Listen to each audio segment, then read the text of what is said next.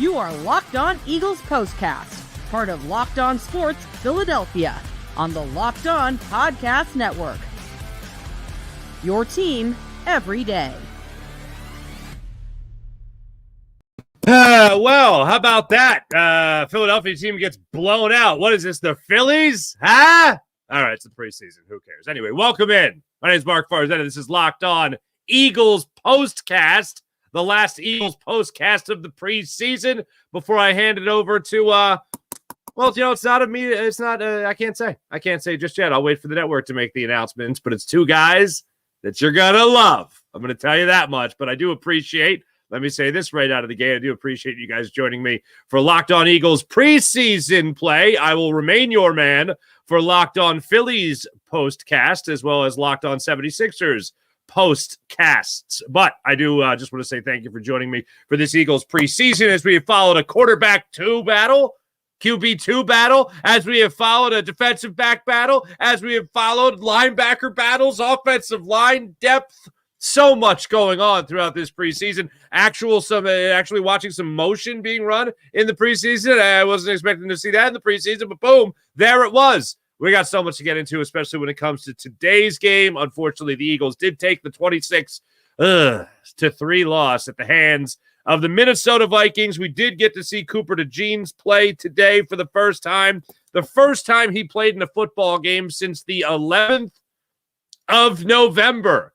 So, yeah, he's not going to look exactly crisp out there, but I love the fact that he played as much as he did. I love the fact that he competed no matter where he was, inside, outside, special teams, goal line, wherever he might have been, he was there to compete, to knock the rust off. Love to see that from Cooper DeJean. I wish we would have seen a better game all in all, but we'll go through the whole thing. But thanks very much for making us your first listen. Locked On Eagles Postcast, your first listen every day. We're here and available wherever you get your podcast and on YouTube, part of the Locked On Podcast Network, your team every day. This particular episode is brought to you by none other than FanDuel. FanDuel.com/locked on. Now through September 22nd, all FanDuel customers can bet $5 and get a 3-week free trial on NFL Sunday Ticket from YouTube and YouTube TV. All you got to do is visit FanDuel.com/locked on to get started. That's FanDuel.com/locked on to get started. 3 big things. Really? In this game? Yes, I know, but we got 3 big things for you. I'm going to go from 3 to 1. I still can't get over the fact, and this only cemented it further, I can't get over the fact that I'm watching Eagles preseason football, and I'm on the edge of my seat, especially in the first couple of quarters of this game here, first half at least, going, oh, what do we got at the linebacker position this year? When you look at the depth chart, I think one would have to safely assume that you're looking at Devin White, number 1. Then you might be looking at Nakobe Dean, number 2. And then you could be looking elsewhere. You could be looking at Zach Bond there at number 3. You could be looking at Jeremiah Trotter Jr. at number 4. Ben Von Sumeren, Oren Burks. What? Saw a little bit of Jeremiah Trotter Jr. today. Glad that he got some reps out there. I expected to get some reps out there. He did. Not a lot, but a few. Axeman, the actual Axeman Sr. was there on the sidelines watching the game. Absolutely love it. But what I saw from the linebackers today, I loved. And then look, I'm not saying these guys are now going to be competing for first team. That's not what I'm talking about. What I'm talking about are guys that could have helped their cause today and did help their cause today. Ben Von Sumeren, I liked what I saw from him today, but he's still going to be a practice squatter. I liked what I saw from him, but he's still going to be a practice squad guy. If that, I think he helped his cause and being on the practice squad. I looked at a guy like Oren Burks today and saw what he was able to do on the football field. I wished that ball would have fallen in his hands. It was tipped in the backfield. I wish it would have fell on his hands. He just couldn't corral it. It would have been an interception. Would have loved to have seen that from him. A veteran player trying to make a name for himself here in Philadelphia. And I say a veteran player. He's been around a little bit. But trying to make a little bit of a name for himself here in Philadelphia, would have loved to see him come up with that interception. It just wasn't meant to be as far as the stat sheet did go for Oren Burks, though, today. You saw he was second on the team in tackles today.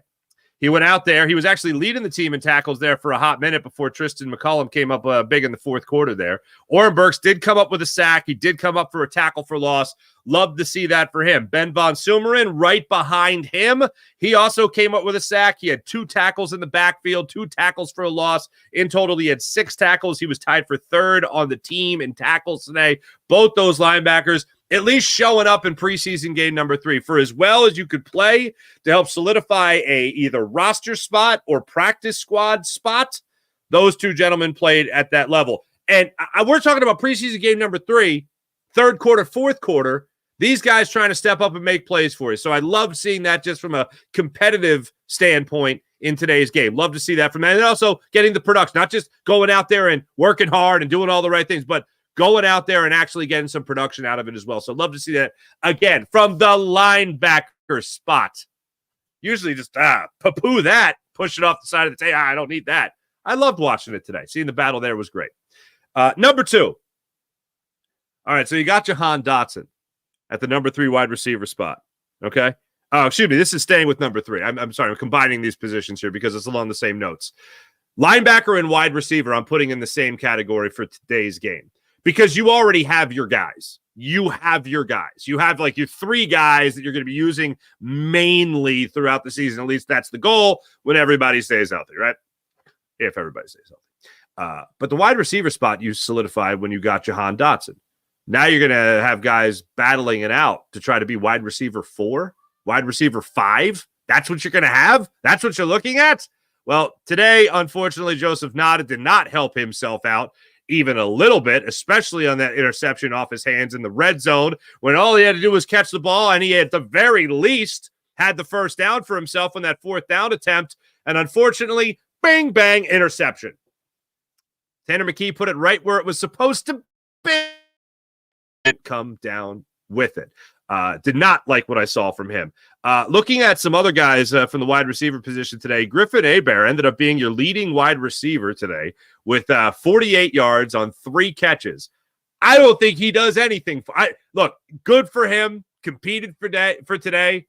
I don't think you're going to see practice squad. I don't think you're going to see anything there. But at least somebody was able to step up and catch passes from Tanner McKee. And we'll get why that's relevant coming up in a second. But for the wide receiver number 4 role, wide receiver number 5 role even, not too much jumped out to me other than one positive step for Paris Campbell going out there today and actually competing, coming up with 2 nice catches for the Eagles. One actually on a bubble screen, as a matter of fact. So I like seeing that. So linebacker, wide receiver, you weren't going to see much movement there, but I put those 2 position groups together today because I thought it's already decided who your main guys are going to be. Now you're just looking for the role players, or you're also looking for the depth pieces.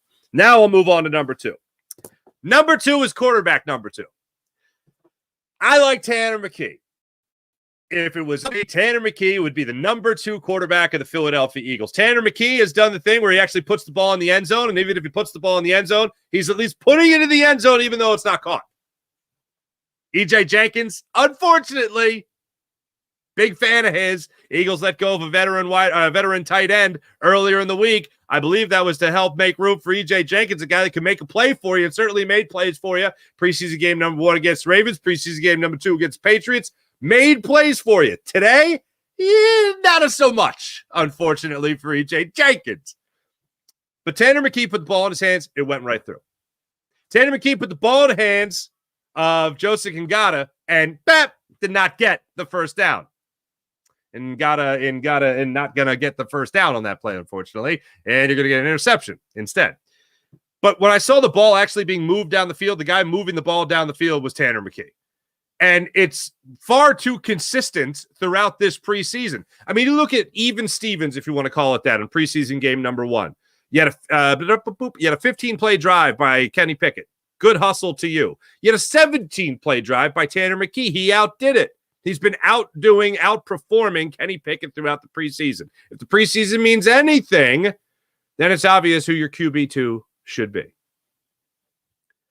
However, and this is unfortunate, but this is how the Eagles are going to view it. If Tanner McKee would have made a game of it, if that ball would have been reeled in by E.J. Jenkins in the end zone for the touchdown, it would have been a different story. if Joseph Ngata gets the first down there. You come up with the touchdown later. Then we might be talking about something else.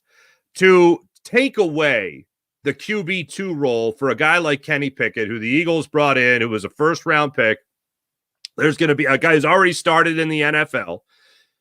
For him to not be the first guy off the bench, Tanner McKee needed a knockout blow at some point in the preseason. He had that opportunity coming in the second half of this game, and it didn't happen. Is it all his fault? No. Did I see more movement? Did I see him moving to his right a lot more? Did I see him scrambling? Did he just missed that first down? His knee was down just a little too soon on that, I believe it was a 4th and 6. He scrambled, came down a little too early, and then they called it a first down, and then they reviewed it, and they took it away. By the way, Kevin O'Connell, what the hell, man?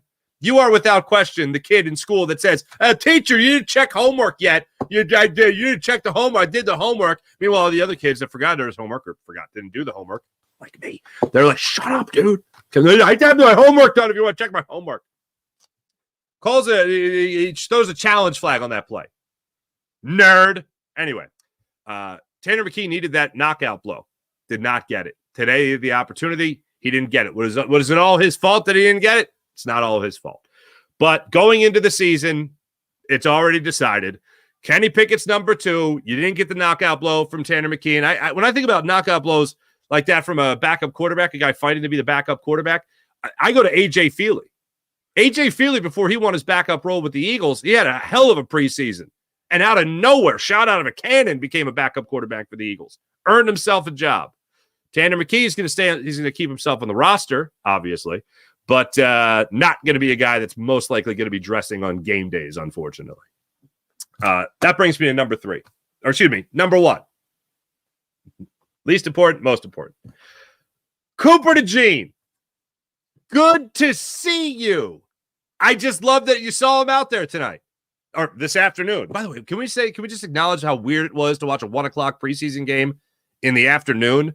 Like, I kept on being like, is the season started? It was weird, man. But anyway, Cooper DeJean went out there and he played his butt off. The snap counts won't come out till early tomorrow morning, maybe even later tonight, but probably early tomorrow morning. And what I saw from Cooper DeJean was a guy that just was trying like nobody's business to knock that rust off. Again, hasn't played since Iowa on the 11th of November of last year. So it's been a minute since he's actually played football in a game. And today, just on the stat line for him, 5 total tackles, 3 solo tackles, 1 tackle for loss. He was lined up to return punts twice. He was able to return 1 of them for only 7 yards. He got hit a little bit, but it wasn't anything worth bragging about.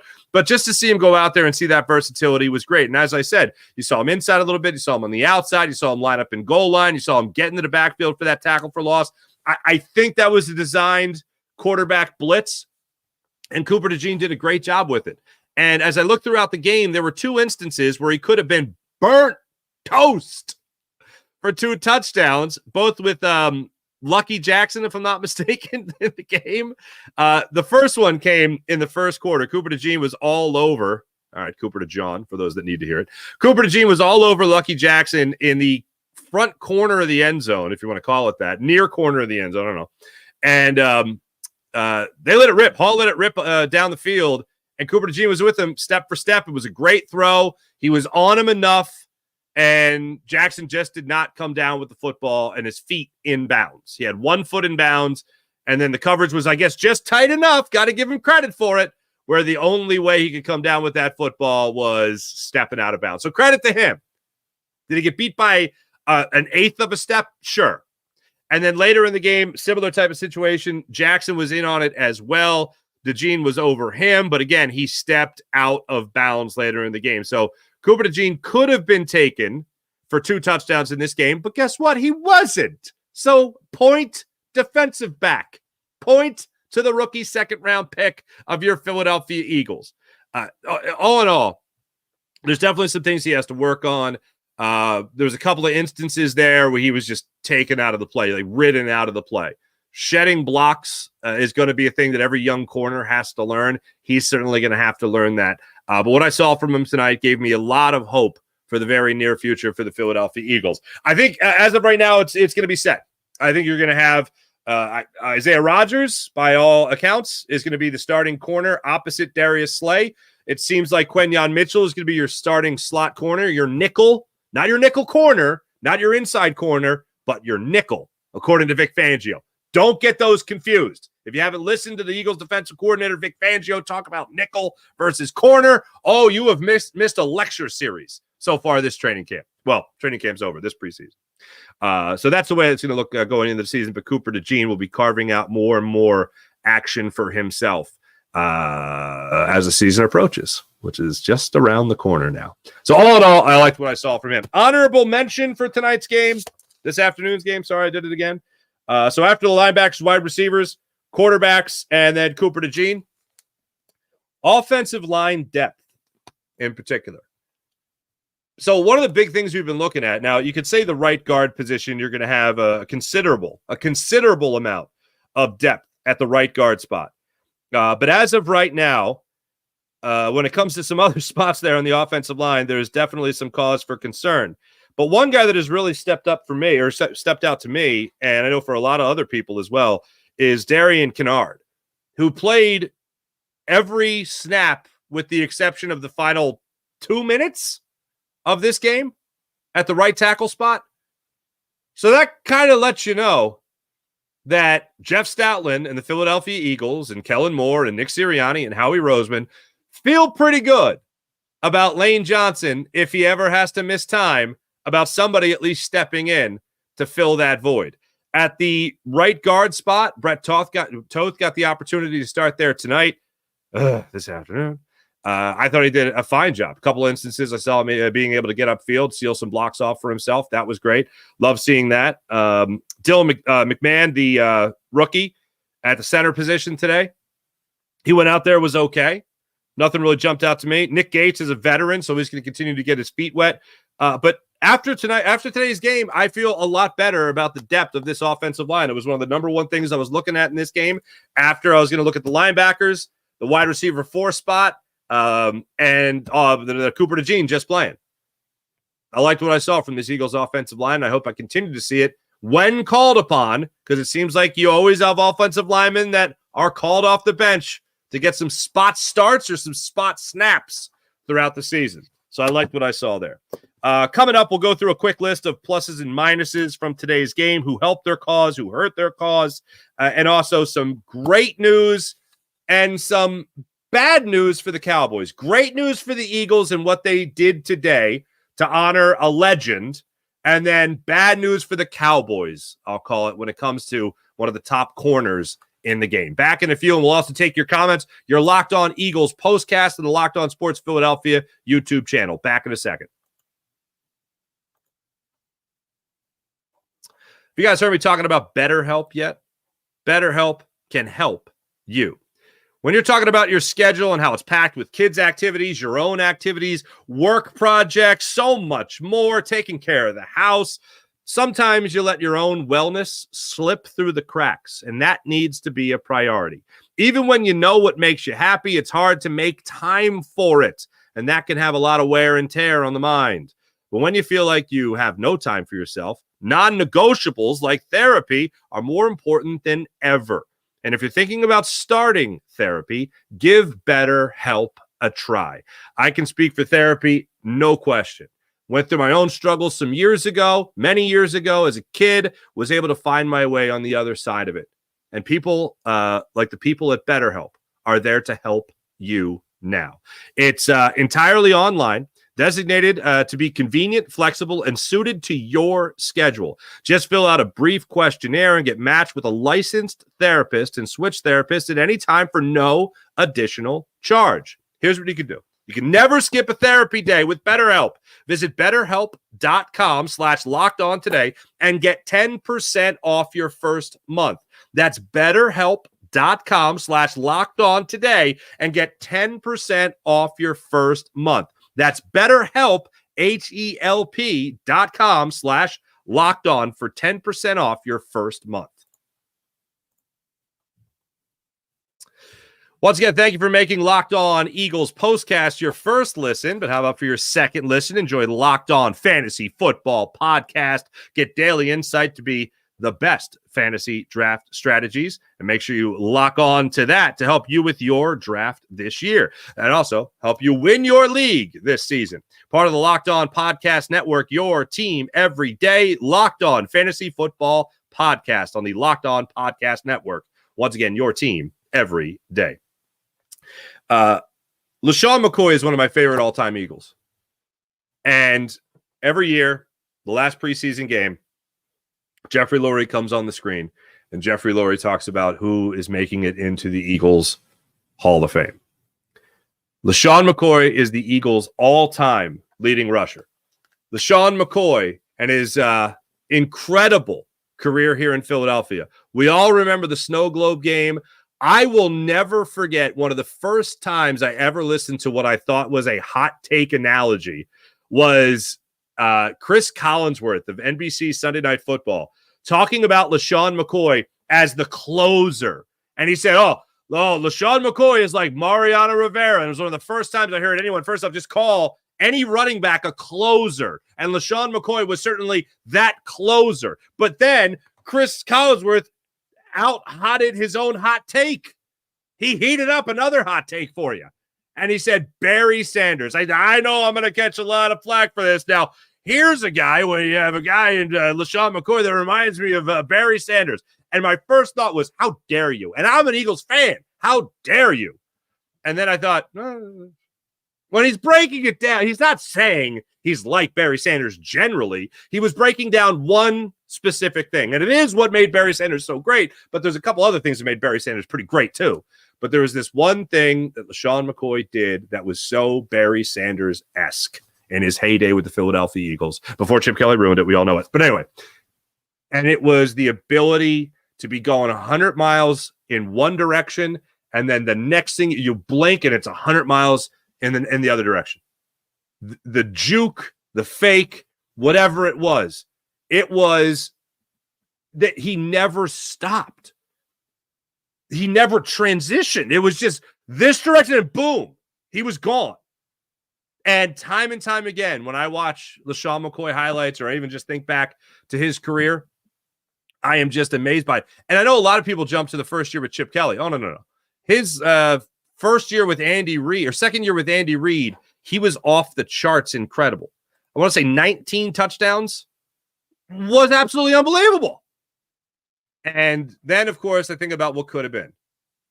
And I do think about the unfortunate situations that played out with Chip Kelly being a moron and trading him for Kiko Alonso. And we all know that history lesson, so I'm not going to go into it too much, but all I'll say is we were robbed out of a guy that was supposed to be a career Eagle. And at the absolute worst, an Eagle for the vast majority of his career, with the exception of maybe 2 seasons. But he went to Buffalo. He thrived in Buffalo. He went to Tampa. He won a Super Bowl in Tampa, won a Super Bowl in Kansas City. 2 Super Bowl rings for that young man. I look back on that career, and I am amazed that he was able to get the Eagles' all-time leading rusher title, the rushing king of the Philadelphia Eagles.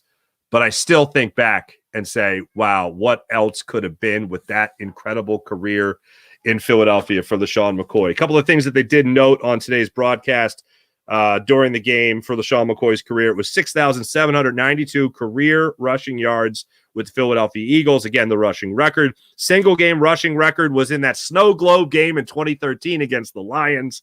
He rushed for 217 yards, 2-time first team All-Pro in 2011 and 2013. I think 2011 was the year that he just absolutely went banana sandwich on the NFL that season. And I will never forget, because people always talk about seeing the best in LeSean McCoy and the Chip Kelly offense. And I'm like, well, whoa. What about that 2011 year? Now, 2011, LeSean McCoy went off for 17 touchdowns on the ground and 3 touchdowns through the air. So 20, I gave him 19. I shortchanged him. It's ridiculous. That's what he did. 1,300 yards on the ground that season under Andy Reid. That was not a great year for the Eagles. The 2011 season was the dream team year, if I'm not mistaken. That was not a good year. That was a bad year. Yeah, there's Vince Young. Okay. Yeah, 1,309 yards, 17 touchdowns. That was through the air. And then he caught 48 passes for 315 yards and another 3 scores. 2011 was a pretty great year for LeSean McCoy. And then he was traded away from us because Chip Kelly hates nice things. Traded away at 26 years old.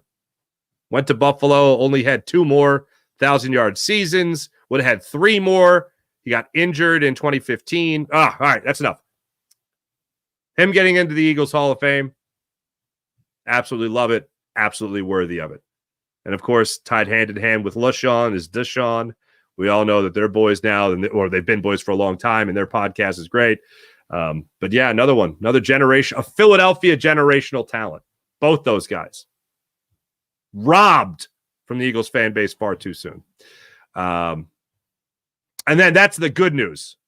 The bad news, and I'm saying this is bad news for the Dallas Cowboys. It was released during the Eagles game today that Deron Bland has been sidelined for 6 to 8 weeks with a stress fracture in his foot. So he will be missing most likely the first month of the Cowboys season.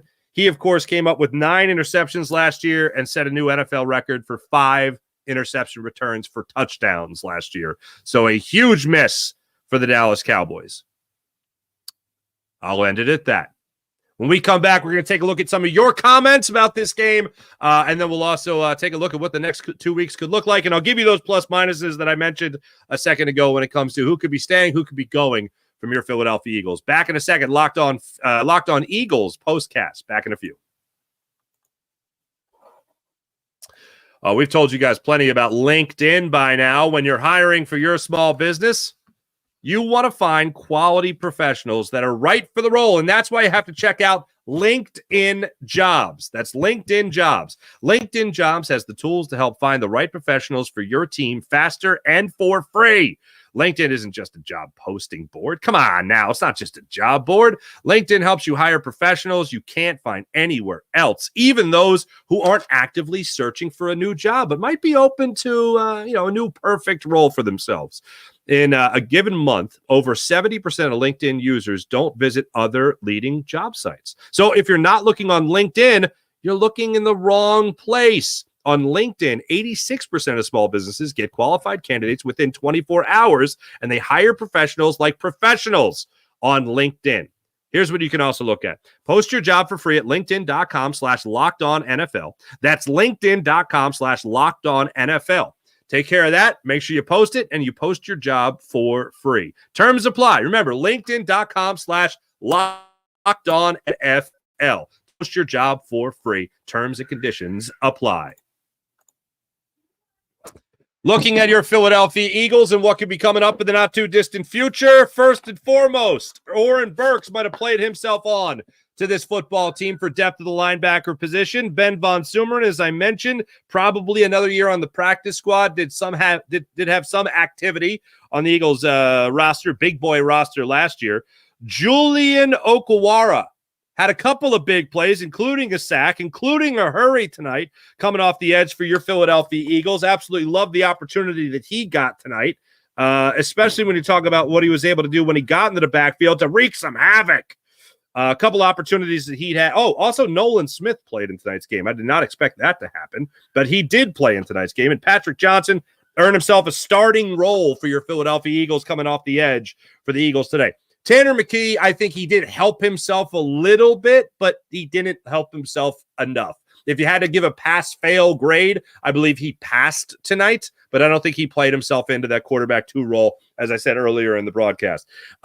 Tristan McMullen came out tonight. I thought he played really well. He might be able to work himself into a practice squad role, but right now I know the Eagles at the safety position are in a situation where they aren't looking for a lot of help. They seem to be pretty packed at the safety spot right now. Who did not help themselves today, I mentioned 2 already, but it's worth reiterating. Kenny Pickett, E.J. Jenkins did not help their cause this afternoon. Let's see what you guys have to say about this one. KGB officer Kenny Pickett is a dodo. Crazy, the brother was a starting quarterback not even a year ago. He's not very good. Ari, what's going on? Oh, my God, I can't believe how bad they are. They should be embarrassed. Season isn't even worth playing. I like it. I like it. Actually, I missed the game. Did we win? No, we lost. Babs, what's going on? Farzy, they didn't charge admission to see that, did they? Oh, my God, Lori. Yeah. The preseason's still good for, the people that don't really get to go during the regular season because it is wildly expensive. Like, I know someone that takes his kids there every year because he can't afford to go to an actual, a game. Babs, Farzy, Pickett isn't an NFL quarterback. I think he might be, a third stringer. But unfortunately, the Eagles are going to keep him as the quarterback number 2. You know what I mean? Quarterback number 2. Ari, +1. Oh, I see. You're agreeing with Barbara. Sorry. Okay. Joshua Farrell, what's going on? Philly sports stink. Gee, thanks, Joshua. Make me feel better about it. E-Money Bentley, go Birds. I'm with you on that. Go Birds. Hell yeah. Oh, Dan and Sue Harris. Where you been? Man, how do you conjure up any excitement for the coming season after this? Coupled with the Phillies. Oh, well, the Phillies are only aiding to my excitement with your Philadelphia Eagles. That's what's going on there, in case you didn't know that. I mean, pretty much anything can help pick me up from what the Phillies are doing right now. And, hey, thanks for bringing it up. That's a cool segue. Thank you. I will be double dipping on postcast responsibilities today, ladies and gentlemen. That's right. Yours truly will be back with you for Locked On Phillies postcast. That's Locked On Phillies postcast after the Phillies and Royals play game 2 of their 3-game series tonight. Thanks for watching. Thanks for listening. That's a 7:10 start time for Phillies and Royals. So I'll be back with you guys for a Locked On Phillies postcast. Until then, thanks for watching. Thanks for listening. Make sure you guys like and subscribe to Locked On Sports Philadelphia's YouTube channel. And stay tuned to Locked On Sports Philadelphia for this week. I'm sure there's going to be an announcement in the coming days about who will be taking over your Eagles postcast responsibilities. Unfortunately, I'm sorry it won't be me. I have to. I have other obligations I have to tend to. You'll hear more from me another day. But yeah, I'll tell you this: we are leaving you in great hands here at Locked On Sports Philadelphia and the Locked On Eagles postcast. Once again, make sure you hit like and subscribe on Locked On Sports Philadelphia. I'll be back with you guys tonight for your Philadelphia Phillies postcast following their game against the Royals. See you guys then. Have a great rest of your night. Bye.